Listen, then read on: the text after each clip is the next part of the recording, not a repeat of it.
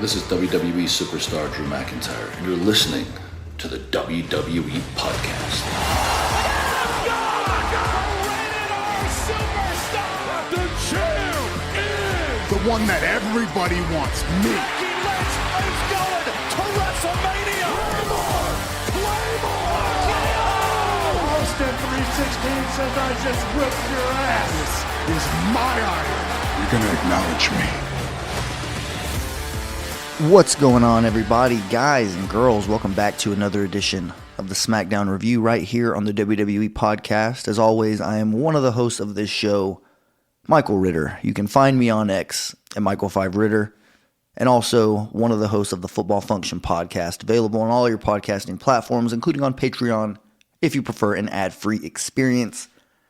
Today, I'm going to be talking about the SmackDown that aired on November 24th, 2023, from Chicago, Illinois, in the Allstate Arena. Location breakdown brought to you, as always, by DJ Kuzmo. Shout out to DJ.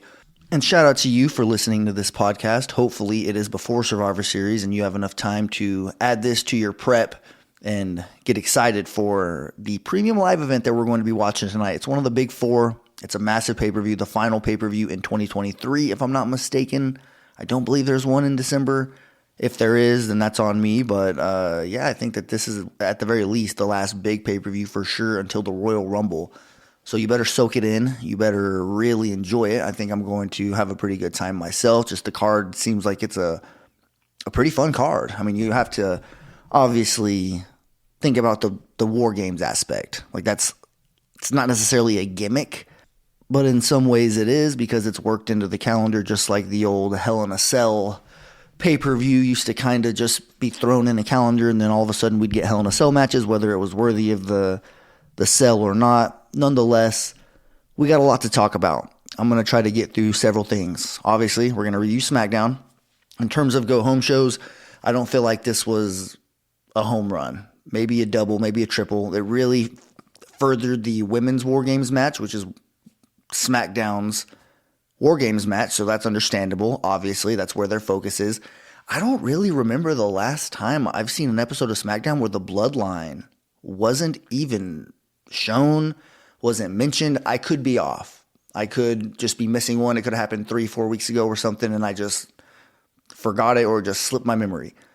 But it was pretty noticeable that today I don't recall any sort of Bloodline like airtime for sure. You know, they might have shown some type of video package. I could have missed that, but I was just looking at what happened on the show, and I was like, man, there's no Paul Heyman, there's no Solo Sikoa, there's no Jimmy Uso, no Roman Reigns, obviously. So I thought that was a little bit strange for an episode of SmackDown, but it does show that they finally have a little bit of depth. There's finally a little bit of more juice. There's more layers to what SmackDown has to offer now, and that has to bode well for the brand going forward because the Bloodline is still there. So once we get the Bloodline back and start featuring Roman Reigns, which we're getting into Royal Rumble season, I feel like that's about to really ramp up once the calendar turns to 2024. And hopefully we still have these storylines that we're doing right now, that we're developing and elevating other stars. You pair that with the Bloodline stuff, and I feel like SmackDown can really be a hell of a 2-hour show, and I'm without a doubt honored to be covering it for you here on the WWE Podcast. But also, outside of the SmackDown review that we're going to be going through, we're also going to be doing our predictions. I'm just going to run through the relatively small card for Survivor Series and give my quick winners and why I might think so-and-so might win. And then at the very end, we are going to continue our trend with Stack 'em Up Saturday. Now, we did have a suggestion in the Discord. I apologize. I tried getting back to you a little bit this morning. I wasn't sure exactly what you meant. You said personal upsets. I wasn't sure if you just meant my personal upset victories, as in someone who I didn't expect to win or something along those lines. So we are going to table that. As soon as I can get with you and we can figure out for sure what you were referring to, I'll put that at the top of my list and probably get to that next week. But today we're going to do a Stack 'em Up Saturday, just strictly looking at the heels. I feel like WWE has some pretty good heels that's not extremely deep. Like there's way more baby faces than there is heels, or at least meaningful heels. So the ones that they do have, I feel like are doing a phenomenal job. And I'm going to go through and rank my top 5 heels currently in the WWE. But first things first, guys, let's go ahead and get through this episode of SmackDown and talk about what happened. Now, it obviously started with the opening promo from Bianca Belair, Charlotte, Becky, and Shotzi, the 4 women on the babyface team for the War Games match. Time out really quickly. I will say, Shotzi seems so out of place with this team. Like, I'm looking at the women that are on this team, and you just see Shotzi there. She even had a little bit of a promo here where she talked about how Damage Control really changed her, and Damage Control was what pushed her into being this new character. They cut her hair initially. They mocked her. They laughed at her whenever she shaved her head. It sent her over the edge. Obviously, Bayley was tied to that whole storyline. So there is a connection there. I'm not saying that Shotzi is out of place from a storyline reason. Clearly, she has a more than enough reason to be in this match. I'm just saying whenever you look at the counterparts, like when you look at the people who are in the ring with her, she does seem a little bit like a square peg in a round hole. But nonetheless, she's getting this spot. All the women on her team have already main evented WrestleMania. So that's nothing to sneeze at. Clearly, Shotzi getting the rub here. And hopefully it bodes well for her, because I'm a pretty big Shotzi fan. I definitely was whenever she first got drafted to SmackDown. I felt like there was some potential there. I'm just a fan of her as a person.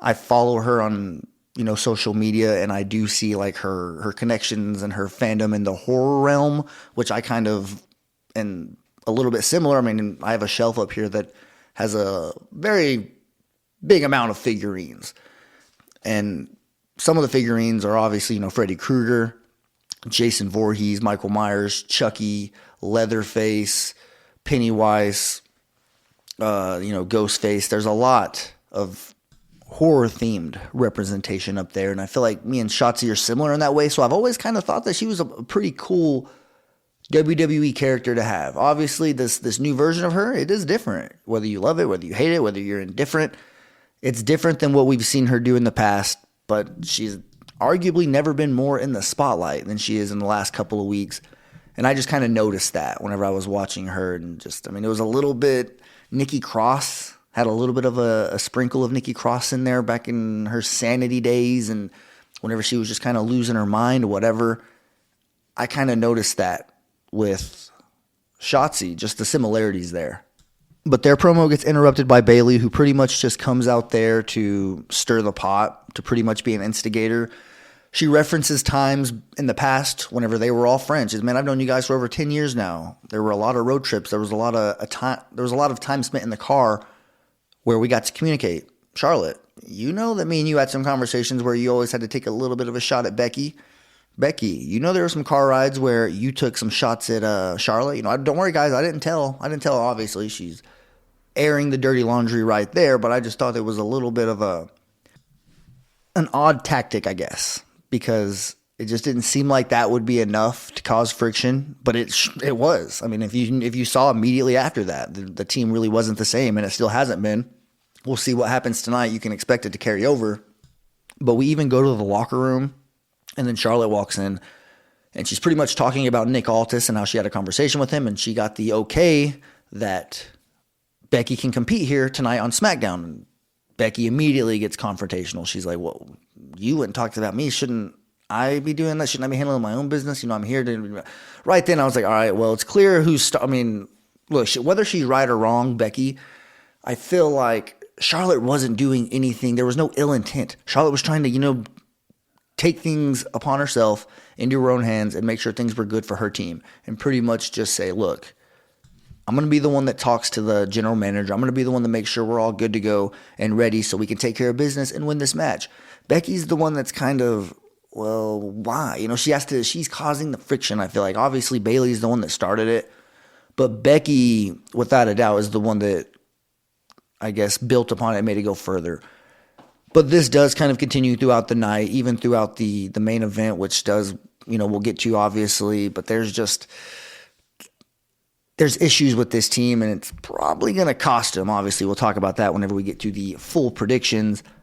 But let's continue on here in the show, we get an undisputed WWE tag team match between the Judgment Day and the Street Profits, which the Judgment Day obviously win. Rhea Ripley played a big part in it. And then Finn Balor just finishes it off with a coup de grace. So, I mean, they're not going to lose those belts anytime soon. I don't anticipate this group is really starting to build some steam. If they do lose them, I feel like it's going to be at Mania. It just seems like that's right, but I could be way off. They could have plans on dropping those titles very, very soon, maybe at the Rumble. I'm not really sure, but they just fit in a dominant faction, in a dominant heel faction. It seems like that's a good way to kind of keep the titles on pause where you don't have to just put a lot of focal point on them. Judgment Day as a whole, as a faction, gets the attention in of itself. So the tag team championships are getting attention without necessarily being thrown into their own separate storyline or a tag team tournament. They don't have to be defended week in, week out because they are getting TV time and they're being shown pretty frequently whenever they're on somebody like Priest and Balor. So I just expect them to hold them at least for the foreseeable future. Let's continue on here. LA Knight, Kevin Owens, they have a tag team match against Grayson Waller and Austin Theory. Now, this match stemmed from a Grayson Waller effect where we were supposed to get Kevin Owens. I was actually looking forward to this. Kevin Owens, just anytime he has a microphone in his hand, he's becoming more and more meme-worthy. You know, he always says something. I think he's pretty funny. Maybe it's just his style, his delivery hits me right in the funny bone. But I'm a fan of Kevin Owens, and I really enjoy these types of segments. But we didn't get Kevin Owens. We got his music. And, you know, shout out to SmackDown for having the Survivor Series theme. It really jumped out, or stage, I apologize. They had the Survivor Series stage already built because it's going to be in the Allstate Arena as well. So every now and then SmackDown will be lucky enough. We saw it happen when they were in Puerto Rico. You get the same stage as the following day whenever the pay-per-view's in that same event or the same venue.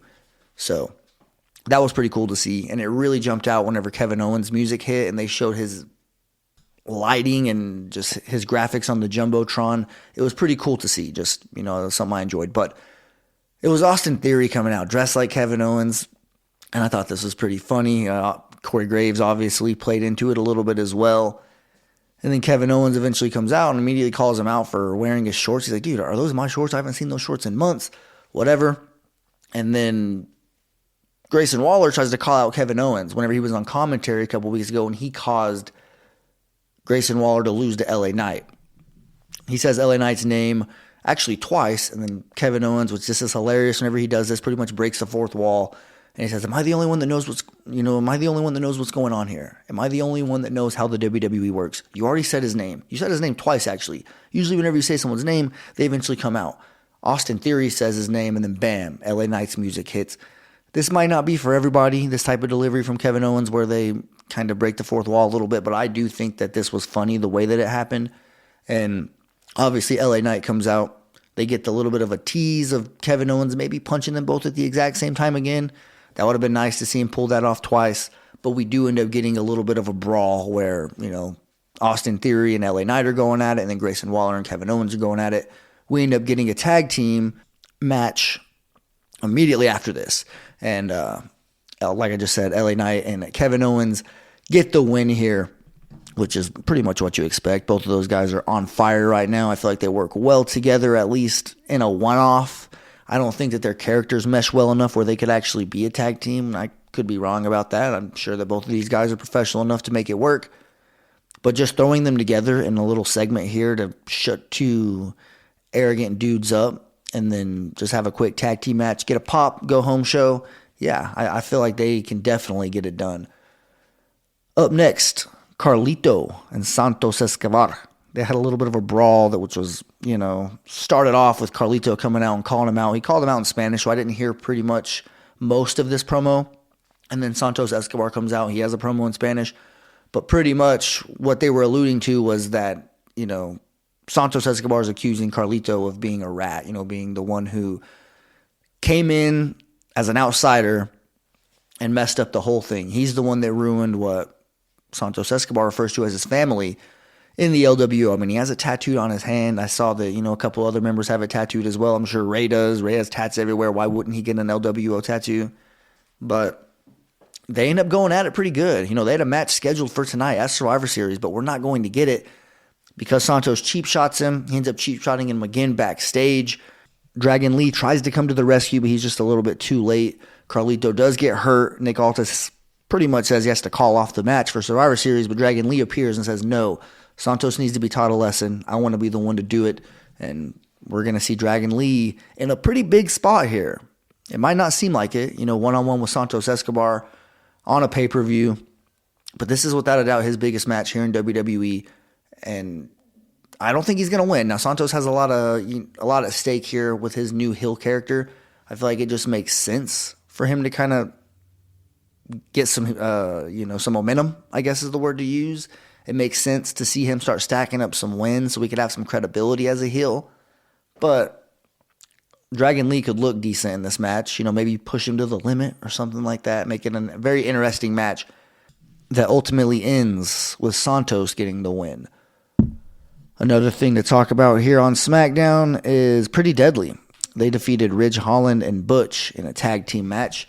Kit Wilson rolled up Butch to get the win, but it was pretty much like a 2-on-1. I will give a shout out to Butch because he put up a hell of a fight. He really did. Typically, whenever your tag team partner leaves, which is exactly what Ridge Holland did, he left him hanging. We've seen friction between this team last week where they had the little push and then Ridge left. I mean, I don't understand why they're doing this, but they are. So, we kind of have to just let it all play out and see how it works. But right then, usually whenever you turn around, the tag team hits you with their move, bam, you're out. Butch wasn't out. He kicked out. He stood up. He tried to get the 1-on-2 disadvantage. He tried to turn that into a victory. It didn't happen, but still, man, because that would have really made Pretty Deadly look pretty soft if they lose to one guy despite, being able to cheap shot him and his partner walks out on him. But Butch looks strong here, and if he is going to leave the Brawling Brutes, or if the Brawling Brutes are going to be dismembered, then I think he's going to be the one that really has a pretty solid run going forward on SmackDown, hopefully, because I've always been a fan of Butch, even when he was Pete Dunne. Just his character, the way that he is in the ring. He's kind of that gruesome, grab your fingers, stomp on you. He's got a little bit of Shayna Baszler in his game. They're very similar, and I think that, he could have a hell of a singles run, especially, he's getting the babyface rub right now, just looking at the way that they're split. No, this is a heel move by Ridge Holland, leaving him like this. So we'll see how it plays out. I know Sheamus he has to have something to say about this. Can we not see him maybe get a video promo or just see him pop up sometime? Eventually, we're going to see Butch, Ridge Holland go one-on-one. But hopefully whenever, push comes to shove and they actually do start brawling in the ring, we can maybe see Sheamus's music hit. He comes out. Who knows what happens from there. We can maybe get him to try to be peacemaker, save the group. Or at the very least, he might be able to be, special guest referee. Maybe just say whatever. Let these guys duke it out and they all go their separate ways. So that could be a way that this plays out. Up next, we get the tag team match to close out the show, which was decided, in terms of Damage Control's representatives, by everybody pretty much voting that Bayley should be the one that, represents Damage Control in this match. Asuka ends up being her partner, and I feel like that's a pretty good pairing there. But the Bayley dynamic in this whole thing just makes so much sense. Like, it really does. The way that she just seems so clueless and the way that they're pushing her out. At some point, they're all going to jump the absolute you-know-what out of her. And that's going to be a moment right there. It's going to be the one thing that probably can be the only thing that turns Bayley into a babyface, is that type of beatdown. But I don't know when it's going to come. It just seems inevitable. This thing's been going on for a while now. And it's pretty nice, just the slow burn on a women's storyline like this. The fact that they have this dominant faction. The best days are ahead, without a doubt, whenever you think about Damage Control. And where they're going, hopefully we could at least keep Dakota Kai in there with the Kabuki Warriors and then Io Sky. Man, there's a lot of potential when you think about the names that were thrown out there. And Bayley being in the group does add, but at the same time, when you look at her, she does seem like she seems a little bit misplaced. She just seems like maybe she's not the best fit in that specific group, so it does make sense that they are going to eventually push her out. But they're making the most out of it, man. They really are. They're squeezing that orange to get all the juice out, and they're going to have a nice full glass of pulp-free orange juice. Got to get the pulp out of there. Just, got to be honest. But Anyways, we get a tag team match. Becky Lynch, Charlotte Flair versus Asuka and Bayley. Now look at those names. Pretty solid group. Like you think about 2016, 2017, when these women were kind of breaking into the scene with the main roster in WWE, and they were all kind of just young upstart talent, and we knew, man, the future is bright with these, with these characters, with these wrestlers. And here we are, 2023. They're running the show. Like they're handling business whenever the bloodline's completely out of sight. When Roman Reigns isn't featured on the show, when the United States Championship is somewhere with Logan Paul. I have no idea where it is. But we aren't up in arms because the show's being held together because it has some pretty good storylines and pretty good wrestling as well. It wasn't a terrible go-home show, but obviously this show ends with Bayley doing her damnedest. Well, first off, Charlotte hit a spear that kind of broke up a pinfall. Becky Lynch really didn't like that. They kind of get face-to-face. And then Becky takes advantage. Bam, makes them two collide together, takes Charlotte out. Bayley rolls up Becky. 1, 2, 3. Damage Control gets the advantage in the War Games match tonight. But the story was really after the match when Becky Lynch left. She walked away super frustrated. Is that going to be what causes this team to lose? Is that going to be the wedge, the little assist that a team like Damage Control can really run with and steal this win? I think that it's going to, absolutely flare up at some point. We're going to get a shove, we're going to get a push, and hopefully, Becky Lynch is about to get attacked. Like Becky Lynch is set up and Io Sky's at the top of the cage, or maybe just at the top of the rope, whatever. One of the two. She's about to hit one of her signature patented high-flying moves on Becky Lynch, and then bam, Charlotte catches her midair with a spear. Similar to how Randy Orton's done so many times with his RKOs. We can get Charlotte. It's probably not going to be as smooth, but we could, see her get a nice spear, clearly saving Becky Lynch, a key point in the match. Maybe she can pin the champion there, eliminate her from the match, or just, get the win. Isn't it first pinfall? Isn't that how it is? Like the match doesn't start until all the competitors are in there. Because, the match is going on. They're fighting. Once one person goes in there and then bam, 2-on-1. They're going at it. And then the match actually doesn't begin until all the competitors are in there. Think back to last year, man. That was a great War Games match with the Bloodline and Sami Zayn finally turning on Kevin Owens. Expect some pretty good stuff tonight. I really do. I think there's, it's going to be pretty interesting how this whole thing plays out. But I do think that Damage Control is going to somehow, some way screw this up at the end, especially because they got the win last night on SmackDown. You got to go with, Becky and Charlotte, and they made it seem like they can't work together. Now's the time. Now is the opportunity where we can get a solid, Charlotte saves the day, Becky saves the day, one of them saves the other, and that team ends up winning the match. On that note, we're well into our predictions, so let's go ahead and get this bad boy rolling. I already gave the women's War Games match, so I might as well just work my way through the other matches and then get to the men's. So I'll start with what was supposed to be Carlito versus Santos. Ended up being Dragon Lee versus Santos, and I do expect Santos to get the win because it means more to his character and where he's going than it does Dragon Lee. Like I said, Dragon Lee could have a phenomenal performance, lose to Santos. Santos leaves the ring, and then, Dragon Lee stands up. The crowd gives him a nice, round of applause.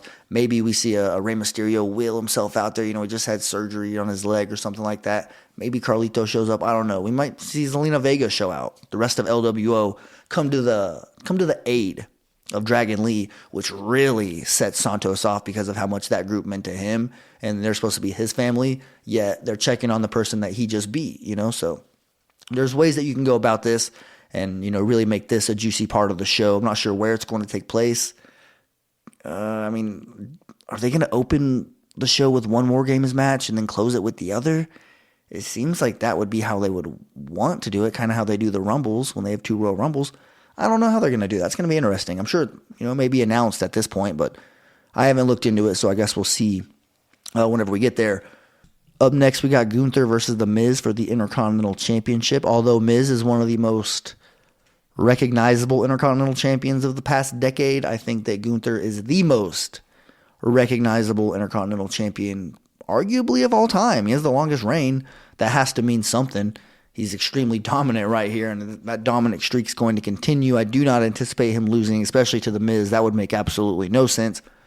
this is probably the biggest layup on the entire card.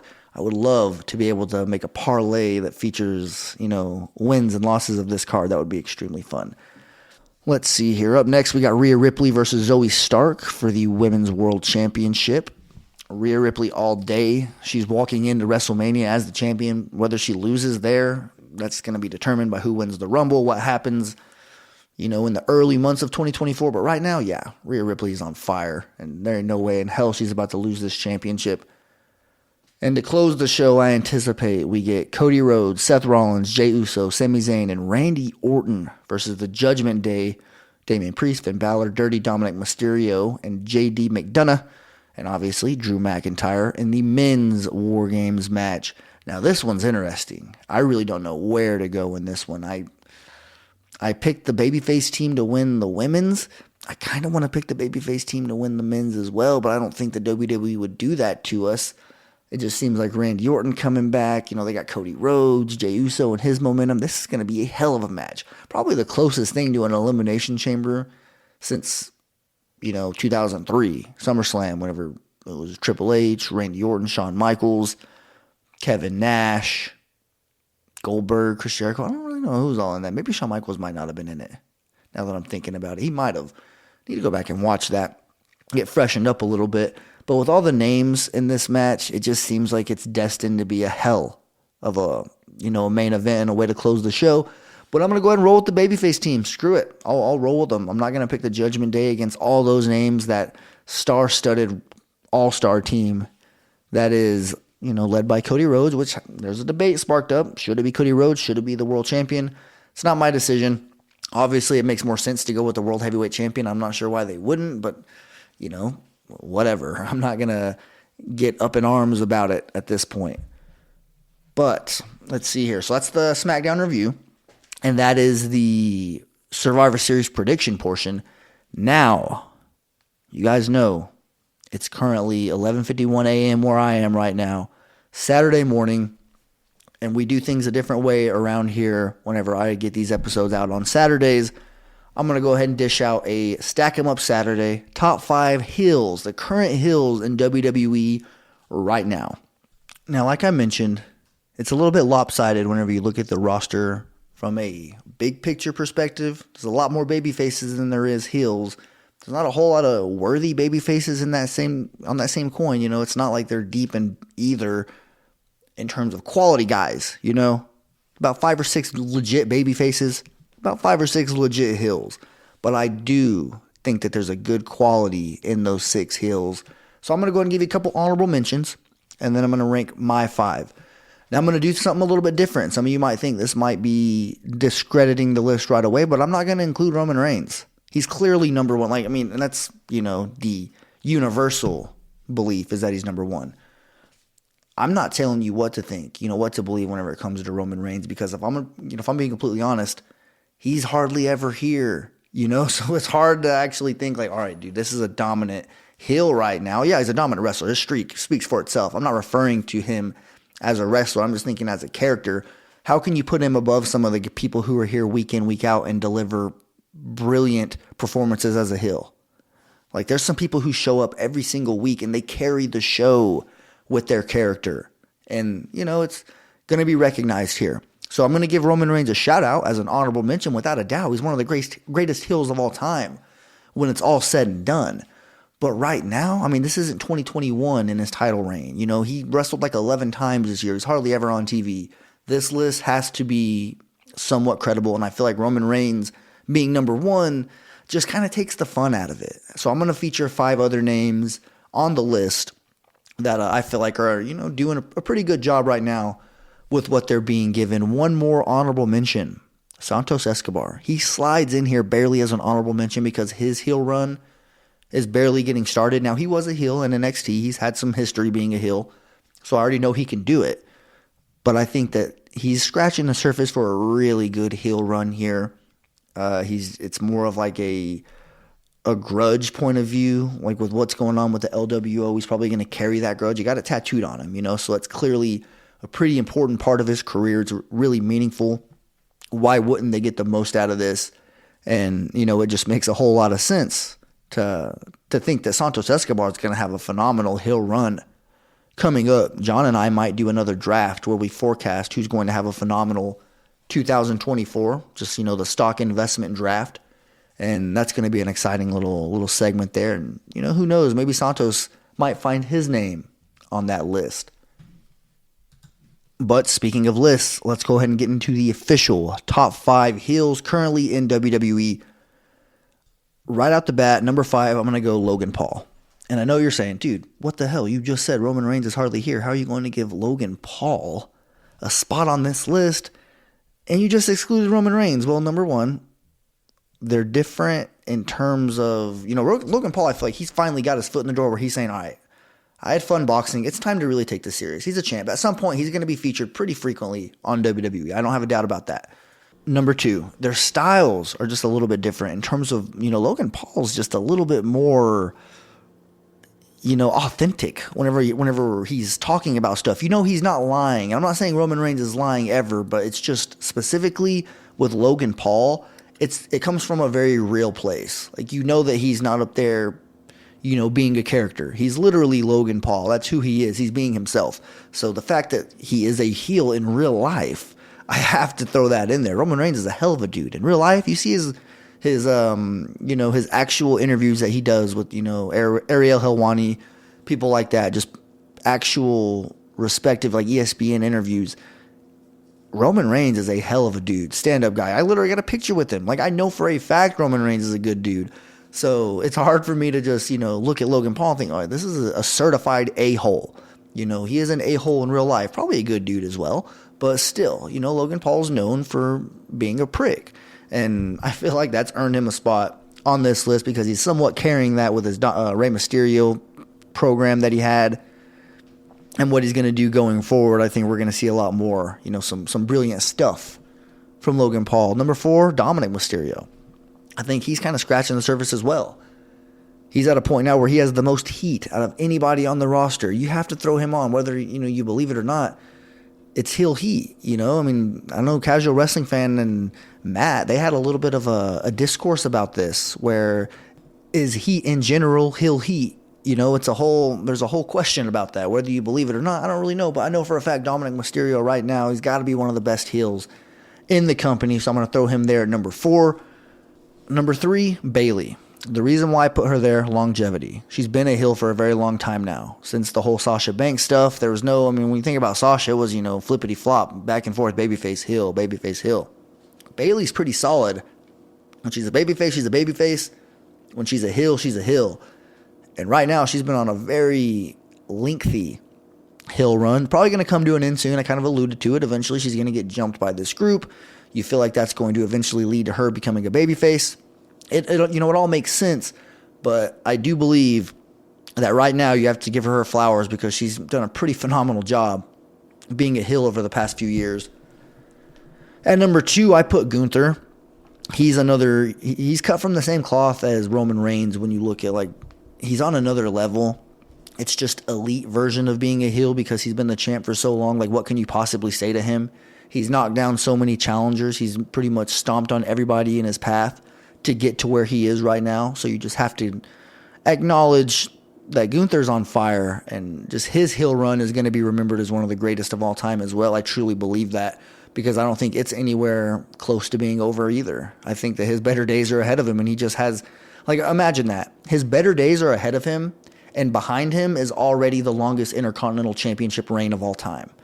Just try to fathom that. What is his career going to look like when it's over? If right now he already has that on his resume, he already has the Intercontinental Championship just hanging on his mount, on his mantle, Gunther is going to be a hell of an all-timer. I truly believe that. So this is another person I'm just acknowledging, but I just truly believe that right now in the company as we speak, there's nobody who's being a heel better than Rhea Ripley. She's dominating this thing called being a heel. She has the crowd just in the palm of her hands. That's damn near the best kind of heel. Whenever you're a bad guy, but the crowd still loves you, they can't just see you come out and not cheer. You're damn near irresistible. I've been to a WWE show where Rhea Ripley was this version of herself. I was there last month in Oklahoma City with John. The crowd loves Rhea, and she has a lot of stuff going for her right now. Being pretty much the leader of the Judgment Day. She's also a world champion right now. Gonna main event WrestleMania again. Maybe not main event. I mean, there's only 2 main events each year, but you still expect her to be in the conversation, which is in of itself a phenomenal place to be. And you're probably going to be featured pretty heavily. She's pretty young as well, like 26, 27?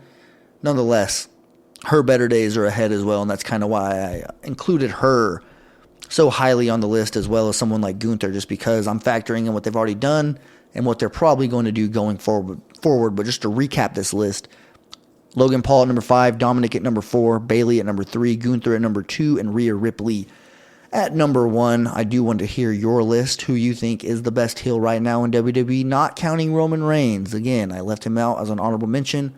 For that reason, I want to know some other guys. I want to, let some other people get some notoriety, some attention, and, give them their flowers for what they're doing as a heel, because it's not easy to do to make people hate you, So I always like to give them credit, but that does do it for me here on the SmackDown review, guys. I'm going to go ahead and get this bad boy sent to Matt ASAP so he can get it out. You guys can listen to it hopefully before Survivor Series.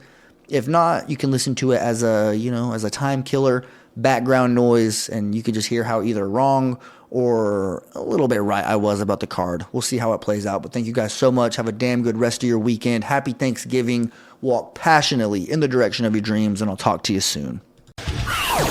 Thanks for listening to the WWE Podcast. Don't forget to subscribe on your favorite podcast app so you don't miss a show, or head to WWEpodcast.com. And for all of these shows ad-free, head over to patreon.com/WWE Podcast. Until then, we'll see you next time.